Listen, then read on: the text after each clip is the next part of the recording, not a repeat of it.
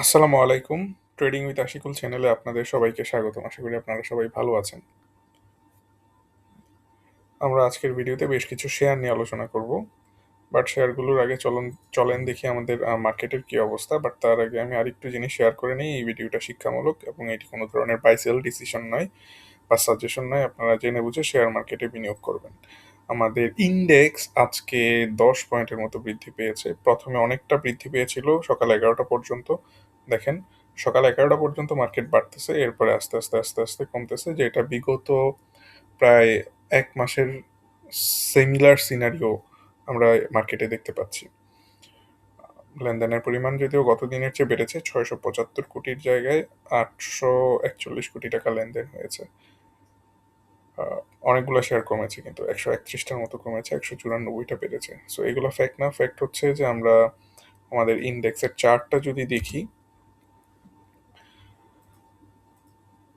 Index আমরা দেখতে পাচ্ছি একটা চ্যানেলের মধ্যে অবস্থান করছে, ডাউনওয়ার্ড চ্যানেলের মধ্যে অবস্থান করছে, এবং এইটা হচ্ছে আওয়ারলি চার্ট থেকে আমরা দেখতে পাচ্ছি। আপনারা যদি এখানে দেখেন তাহলে দেখবেন যে ইন্ডেক্স এই চ্যানেলের আপার লাইন থেকে রেজিস্ট্যান্স পেয়ে নিচে এসেছে, নিচে এসে আবার উপরে যাওয়ার চেষ্টা করছিল, কিন্তু এখানে যেই ট্রায়াঙ্গেল প্যাটার্নটা ড্র করা হয়েছে বা হচ্ছে বিয়ারিশ পিনাট প্যাটার্নটা ড্র করা হয়েছে, আহ, সেইটার ডাউন লাইন থেকে বা লোয়ার লাইন থেকে রেজিস্ট্যান্স পেয়েছে। সকালে বেড়েছিল, বাট আলটিমেটলি দিন শেষে কিন্তু কমে গিয়েছে, যেটা একটা ভাইটাল ওয়ার্নিং সাইন আপনাদের জন্য। অনেকে অনেক মানে কিছু কিছু জায়গায় শুনতে পারেন মার্কেট ভালো হতে যাচ্ছে, বাট মার্কেট তখনই ভালো হবে যখন 5,250 ক্রস করবে। এর আগ পর্যন্ত মার্কেট ভালো হবে না। সো এইটাকে আমরা একটা ভাইটাল সাইন ধরতে পারি, এটাকে ভাইটাল সাইন ধরতে পারি। মার্কেট যদি এখানে ব্রেকআউটটা করে তাহলে আমরা এখান থেকে একটা ভালো বেনিফিট পাবো। এর আগ পর্যন্ত আমরা মার্কেটকে ভাইটাল বা পজিটিভ মার্কেট ধরতে পারবো না। So this is the fact. আপনারা ভালো মনে করেন, খারাপ মনে করেন, এইটা হয়তো আমাদের আলটিমেট ডিসিশন মেকিং নিয়ে সহায়তা করবে এই জিনিসটা। ওকে, আমরা এখন কিছু অ্যানালাইসিসে চলে যাব বিভিন্ন শেয়ারের। আপনারা যদি দেখেন আমাদের সবচেয়ে বেশি ট্রেডেড হওয়া শেয়ারগুলোর মধ্যে টেকনোট্রাক অন্যতম। আমাদের চ্যানেলের গতকালের ভিডিওতে আরডি ফুড, আনলিমা, বিএফএস, এশিয়াটিক, প্রভাতী, টেকনোট্রাক এবং এছাড়া আরও বিভিন্ন শেয়ার নিয়ে শেয়ারের কিছু কিছু টার্গেট শেয়ার করা হয়েছিল এইসব শেয়ারগুলোর। তো যারা ভিডিওটা দেখেছেন তারা তো দেখেছেনই, বা যারা দেখেন নাই তারা এটা এসে দেখে নিতে পারেন। খুবই ইনফরমেটিভ ছিল, এবং এখানে বিভিন্ন টার্গেটগুলো শেয়ার করা হয়েছে। আপনারা নর্মালি দেখে থাকবেন যে ট্রেডিং উইথ আশিকুল চ্যানেলে কিন্তু আহ, বা আমি নর্মালি পার্সোনালি হচ্ছে যে বেড়ে যাওয়া শেয়ারগুলো থেকে অনেক সময় ম্যাক্সিমাম টাইম 90%, 80% টাইম বিরত থাকতে বলি কেনার জন্য। বাট এখানে কিছু কিছু ম্যাক্সিমাম 80% জায়গায় বলেছে এইসব শেয়ারগুলোর মধ্যে আপনারা এইগুলো কিনতে পারেন, এখনো কেনার মতো সিচুয়েশন আছে। বাট 100 টাকার মধ্যে মাত্র 10, 15, 20 টাকা দিয়ে কিনবেন আপনার পোর্টফোলিওর। এর বেশি টাকা ইউজ করবেন না পার্সেন্টেজ ওয়াইজ যদি হিসাব করেন আপনারা। সো এটা খুবই ইম্পর্টেন্ট জিনিস আপনাদের জন্য। আবারও বলি, মার্কেট যেহেতু খারাপ দিকে আছে, জেড ক্যাটাগরি, জাঙ্ক এগুলো কিনতে পারেন, কিন্তু অল্প টাকা ইউজ করবেন। 1 পয়েন্ট। আর এখানে অনেক কিছু আপডেট দেওয়া আছে, আপনারা দেখে নিতে পারেন। আমরা আজকে কিছু আপডেট দেওয়ার চেষ্টা করব। First of all techno truck যদি আমরা দেখি, আমরা দেখতে পাচ্ছি এই শেয়ারটা একটা ব্রেকআউট করেছে। আমরা এটাকে যদি ডাব্লু প্যাটার্ন হিসাবে চিন্তা করি, তাহলে ডাব্লু প্যাটার্নের এই লেগটা ব্রেকআউট হয়েছে এখানে। সো এখান থেকে এটা এই পজিশন পর্যন্ত 49 টাকা পর্যন্ত যাওয়ার কথা, যেটা আমরা অলরেডি আলোচনা করেছি গত দিনও। এবং এটা আহ, দেখা যাক যে এখানে আহ, আজকের ক্যান্ডেলটা যদিও একটা ডোজি ক্যান্ডেল হয়েছে, বাট মনে হয় এইটা 49 টাকা পর্যন্ত টাচ করবে, এই ধরনের একটা সিচুয়েশন আছে। বর্তমানে 44 টাকা 10 পয়সায় আছে।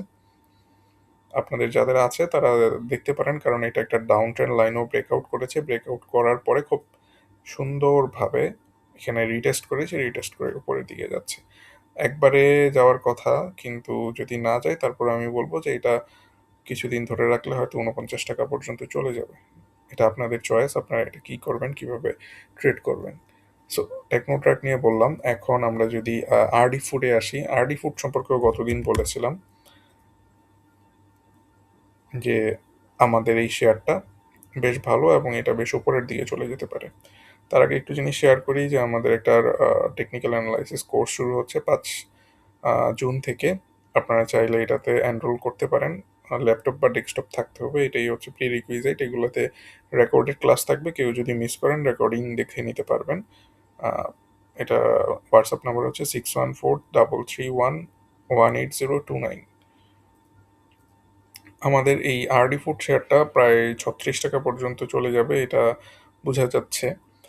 যেই ব্রেকআউটটা করেছে সবই পারফেক্ট ব্রেকআউট হয়েছে এবং যেই মোমেন্টামটা আছে এই মোমেন্টামটা হয়তো ভালোই কাজ করবে এবং এই মোমেন্টামটার হয়তো এই শেয়ারটাকে 36 টাকা কেন আরও উপরেও নিয়ে যেতে পারে। এই ধরনের সিচুয়েশনও ক্রিয়েট হয়ে যেতে পারে। সো এটাকে আমি শুধুমাত্র 36 টাকায় বেঁধে রাখবো না, এটা হয়তো আর উপরের দিকেও চলে যেতে পারে। তবে এইসব শেয়ারগুলো কিন্তু ট্রেডিং এর জন্য, এগুলো কিন্তু ইনভেস্টিং এর জন্য না, এগুলো জাস্ট শুধুমাত্র আপনারা একটু ট্রেড করতে পারেন, দেখতে পারেন কি করতেছে শেয়ারগুলো। ওকে। আহ, এবং নতুন যারা কিনবেন চিন্তা করতেছেন তাদের জন্য খুবই রিস্কি হয়ে যাবে, কারণ 32 টাকা অলরেডি আছে, মাত্র কয়েক টাকা উপরেই 36 টাকা। যাদের আছে তারা 36 টাকায় কিছুটা বিক্রি করতে পারেন, এরপরে ওয়েট করে আবার হচ্ছে দেখতে পারেন 40 টাকা বা 41 টাকায় বিক্রি করা যায় কিনা। পোর্টফোলিও ম্যানেজমেন্টের উপর ডিপেন্ড করে আপনি কিভাবে হচ্ছে এই আপনার পজিশনটা ডিসাইজিং করবেন, কমাবেন, সেটা ডিপেন্ড করে। এটার অনেক টেকনিক আছে, আপনাদের এই টেকনিকগুলো জানা থাকলে ভালো, আর জানা না থাকলে জাস্ট এতটুকু জেনে নেন যে এইখান থেকে আপনারা 50% বা 30% ছেড়ে দেন 36 টাকায়, বাকিটুকু 40 টাকায় 41 টাকায় ছাড়ার চেষ্টা করেন। মোমেন্টাম যেহেতু অনেক স্ট্রং, আমার মনে হয় হয়তো আরও উপরে 41 টাকা পর্যন্ত চলে যেতে পারে। বাট একেবারে স্পেসিফিক ফিগার ধরে রাখবেন না, তাহলে কিন্তু প্রবলেম হবে। ওকে, আমরা পরবর্তী ইয়েতে চলে যাব। মুন্নু সিরামিক।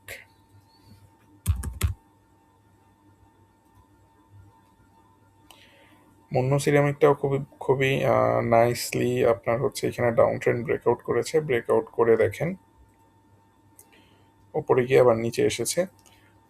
গতদিন নিচে এসে বেড়েছিল, রিটেস্ট করেছে, খুব ভাবছিলাম হয়তো আরও উপরে চলে যাবে, কিন্তু আজকের দিনে কিন্তু আবার এটা নিচে নেমে গেছে। সো এটাতে একটু কেয়ারফুল থাকতে হবে, যদি এই লাইনটা ব্রেকআউট করে ফেলে 94 টাকার নিচে চলে আসে তাহলে হয়তো ডিফারেন্ট কিছু চিন্তা করতে হবে আপনাদের। বাট এর আগ পর্যন্ত এটা এটা এটা এখনো ভালো পজিশনেই আছে। আগামীকাল যদি একটু কামব্যাক করে উপরের দিকে ক্লোজ হয় তাহলে আমার কাছে মনে হয় যে এটা খুব ভালো করবে পরবর্তীতে। এবং সিরামিক সেক্টরে টাকা এখন পর্যন্ত আছে, ঢুকতেছে, আহ, তেমন প্রবলেম দেখি না। সো লেটস সি আসলে কি হয়।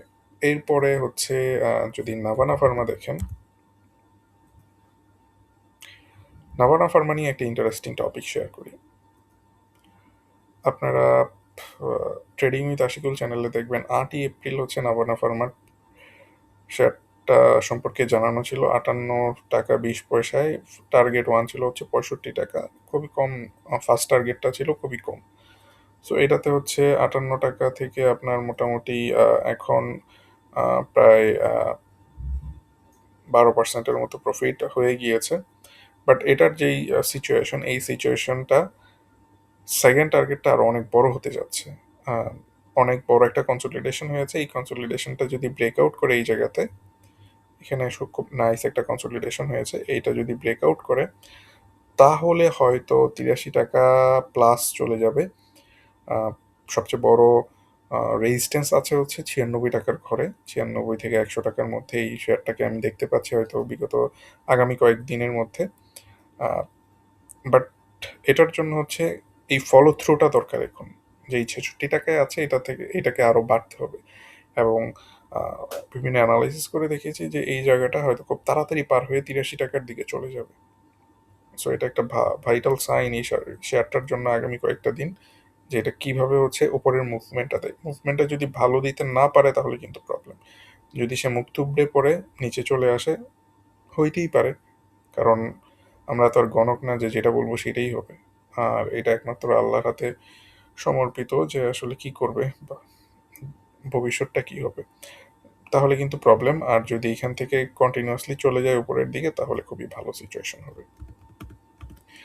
আচ্ছা, এটা একটা জিনিস এবং এটার টার্গেট হচ্ছে, সেকেন্ড টার্গেট হচ্ছে ৮৩ টাকায়, তাও ৮৩ টাকায় হচ্ছে মাত্র ১০০টার মধ্যে ২০টা বিক্রি করবেন। ম্যাক্সিমামটা ধরে রাখবেন হচ্ছে ৯৬ থেকে ১০০-র জন্য। ইফ এভরিথিং গোজ ওয়েল, আমরা হয়তো এটাকে ৯৬ থেকে ১০০ টাকার মধ্যে দেখতে পাবো এবং অনেক বড় একটা প্রফিট টার্গেট হয়তো এটাতে হতে পারে, যদিও ফান্ডামেন্টাল ততটা ভালো না। ওকে, আমরা এর পরবর্তীতে হচ্ছে আলোচনা করব মীর আক্তার নিয়ে। আপনারা চাইলে কিন্তু এই চ্যানেলে জয়েন হয়ে নিতে পারেন। ভিডিও ডেসক্রিপশনে এই চ্যানেলে সব কিছু দেওয়া থাকবে, কীভাবে জয়েন হওয়া লাগে লিঙ্ক দেওয়া থাকবে। আচ্ছা, এরপরে হচ্ছে মীর আক্তার যদি দেখেন, মীর আক্তারটার অবস্থা ভালো না সত্যি বলতে, এবং এটা মোটামুটি টার্গেট ফিল আপ করতেছে। দেখেন ৪৩ টাকায় অলরেডি চলে গেছে, আবার বাড়ার চেষ্টা করতেছে, বাট আই ফেয়ার এটা হয়তো ৪৩ টাকা আর ক্রস করতে নাও পারে। বেশ বড়সড় বাধা আছে কিছু ৪৩ টাকায়, এটা যদি ক্রস করে তাহলে হয়তো ৫০ টাকা যাবে, বাট আমি অতটা আশাবাদী না। অনেকটা বেড়ে গেছে এবং যেই টাইপের হচ্ছে বৃদ্ধি দেখতেছি এখানে, যেই ভলিউমটা হচ্ছে এই ভলিউমটা অনেক বেশি ভলিউম হয়ে গেছে। সো এত বেশি ভলিউম হইলে নর্মালি উপরের দিকে যায় না। এটা হচ্ছে যেহেতু কনসোলিডেট করছে এখানে এই দুইটা জায়গাতেই নিচে নামছে, এখানেও নিচে নামছে, ভলিউম কমছে, কিন্তু এই কনসোলিডেশনটা আরেকটু সময় নিয়ে একবারে হইলে দুইটা কনসোলিডেশনের জায়গায় যদি এরকম হইতো তাহলে হয়তো এটাকে ভাবতাম যে ৯৫ টাকায় চলে গেছে, বাট সরি ৫০ টাকায় চলে গেছে, বাট না, ৪৩ টাকা পর্যন্ত হয়তো যে আবার নিচে চলে আসতে পারে। কালকেই বোঝা যাবে, যদি ৪৩ টাকা ক্রস করে ফেলে তাহলে ৫০ টাকায় চলে যাবে। যাদের আছে তারা খুব ইজিলি এটাতে ট্রেড করতে পারেন এবং এটা ট্রেডটা খুবই ইজি হওয়ার কথা। ৪৩ টাকায় ফার্স্ট সেল করতে পারেন এবং হচ্ছে ৫০ টাকায় 20-30% রেখে দিতে পারেন, যেটা সেল করার জন্য। যদি ৪৩ টাকা থেকে ফিরে আসে তাহলে হয়তো এইসব জায়গায় বাকিগুলা সেল করে বের হয়ে যেতে পারেন টাকাটা ক্যাশ করার জন্য। লাস্ট ওয়ান, না আরও কিছু বলবো আপনাদের জন্য? এনিওয়ে, আপনাদের সাথে আরেকটা জিনিস শেয়ার করি, সেটা হচ্ছে আমাদের আহ, দুইটা সার্ভিস আছে কুইক কোয়ারি। যারা বিভিন্ন শেয়ারে আটকে আছেন, কোথায় বেরোবেন, কি করবেন না করবেন, এটা সাজেশন করুন, শেয়ার করা হয়ে থাকে, আবার পোর্টফোলিও রিভিউ করা হয়ে থাকে। আপনারা এই নাম্বারে যোগাযোগ করে জেনে নিতে পারবেন যে আসলে কোনটার কি ফেজ বা কোনটার কি প্রসিডিউর। এবং আমরা এখানে হচ্ছে ভিডিও কলের মাধ্যমে কনসালটেন্সি করব ইনশাল্লাহ। আচ্ছা, এটা শেয়ার করতে গিয়ে আরেকটা জিনিস শেয়ার করি যে আমাদের একটা জিনিস আমরা খেয়াল করেছি যে বাংলাদেশে হিন্দু মুসলমান রেশিও হচ্ছে ১০০ জনের মধ্যে ৯২ জন মুসলমান, ৮% হিন্দু। আমার এখানে যেই কোয়ারিগুলো আসে সেখানে আমি দেখতে পাচ্ছি যে ১০ জনের মধ্যে ৩ জন থাকতেছে হচ্ছে হিন্দু। হিসেব অনুযায়ী ডেমোগ্রাফিক বা পপুলেশনের হিসেব অনুযায়ী, পার্সেন্টেজের হিসেব অনুযায়ী হওয়ার কথা ১০ জন থেকে একজন হিন্দু ধর্মাবলম্বী। বাট বাংলাদেশ খুবই সাম্প্রদায়িক সম্প্রীতির দেশ এটা বলবো, কারণ আমরা এখানে আসলে সবাইকে বাংলাদেশি হিসেবেই জানি। কে হিন্দু কে মুসলমান এইগুলা নিয়ে এতটা ম্যাটার করি না আমরা, যেটা পাশের দেশে করা হয়। বাট এতে আমি খুবই হ্যাপি যে আমরা আসলে খুবই উদারমনা এবং যার যার ধর্ম আমরা পালন করতে পারতেছি খুব ভালোভাবেই। আমি যে জিনিসটা আপনাদের সাথে বলবো এখন, সেটা হচ্ছে যে আমাদের সমাজে যেহেতু হিন্দু সম্প্রদায় নিজেদেরকে মাইনরিটি ভাবে বা তাদের সংখ্যাটা কম, তারা একটু আহ, একটু কনজারভেটিভ ওয়েতে চিন্তা করে। সেটা হচ্ছে যে তারা সবসময় লিকুইড অ্যাসেট রাখার চেষ্টা করে। যেহেতু ১৯৪৭ সালে দেশ বিভাগের সময় আহ, এই দেশের মানুষ, আহ, মুসলিম সম্প্রদায়, আমার শোনা কথা হয় অত্যাচার করেছে হিন্দুদের উপরে। সো আলটিমেটলি তাদের একটা যেটার জন্য আসলে সরি হওয়া উচিত সবার এবং লজ্জিত হওয়া উচিত মুসলিমদের, এই জিনিসটা হয়েছে। ৭১ সালে হয়তো কিছুটা হয়েছে। সো তারা সবসময় চেষ্টা করে টেনজিবল অ্যাসেট রাখার জন্য, যদি কোনো প্রবলেম হয় তাহলে যাতে খুব ইজিলি ছেড়ে দিতে পারে, অ্যাসেটটা লিকুইড করে চলে যেতে পারে, আহ, বা অ্যাসেটটা লিকুইড করে তারা যে কোনো কিছু অন্য কিছু করতে পারে। তো তাদের মধ্যে এই ধরনের একটা ফেয়ার কাজ করে। এবং একইভাবে মুসলিম সম্প্রদায়ে হচ্ছে ব্যাংক ইন্টারেস্ট সুদ এইগুলাকে অনুৎসাহিত করা হয়। আহ, হিন্দু সম্প্রদায়ে এই জিনিসগুলোকে অনুৎসাহিত করা হয় না।